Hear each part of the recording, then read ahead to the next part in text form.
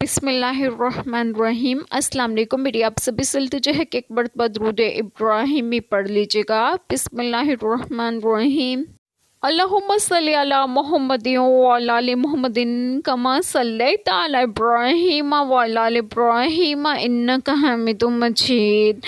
اللہم بارک علی محمد وعلی آل محمد کما بارکت علی ابراہیم وعلی آل ابراہیم انک حمید مجید۔ بسم اللہ الرحمن الرحیم۔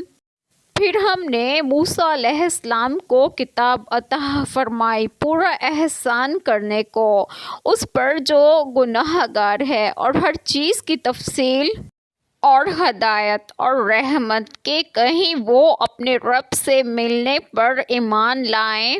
بسم اللہ الرحمن الرحیم۔ آج جو بات میں آپ لوگوں سے ڈسکس کروں گی وہ یہ ہے کہ اس آیت کریمہ میں ہے کہ پھر ہم نے موسیٰ علیہ السلام کو کتاب عطا فرمائی تو رات پورا احسان کرنے کو اس پر جو نیکوکار ہے، اور ہر چیز کی تفصیل اور ہدایت اور رحمت کہ کہیں یعنی بنی اسرائیل اپنے رب سے ملنے پر ایمان لائیں اور بعث و حساب اور ثواب و عذاب اور دیدار الہی کی تصدیق کریں تاکہ وہ اپنے رب کی ملاقات پر ایمان لے آئیں۔ قرآن کریم کا یہ اسلوب ہے جو متعدد جگہ پر دہرایا گیا ہے کہ جہاں قرآن کریم کا ذکر ہوتا ہے وہاں تورات کا، اور جہاں تورات کا ذکر ہو وہاں قرآن کریم کا بھی ذکر کر دیا جاتا ہے۔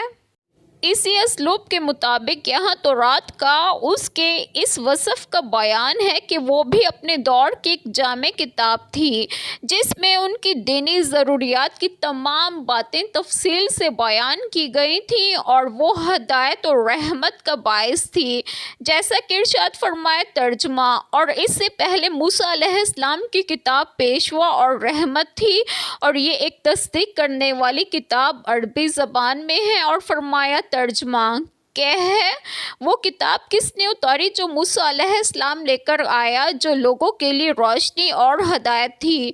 تم اسے چند ورق بناتے ہو جنہیں ظاہر کرتے ہوئے اور بہت سے چھپاتے ہو۔ ہم نے تورات ہر اس شخص پر نعمت پوری کرنے کے لیے جو نیکی کرے اور ہر چیز کی تفصیل، رہنمائی اور رحمت کے لیے نازل فرمائی، اور اس کا مقصد یہ تھا کہ وہ یعنی بنی اسرائیل اپنے رب کی ملاقات پر ایمان لے آئیں۔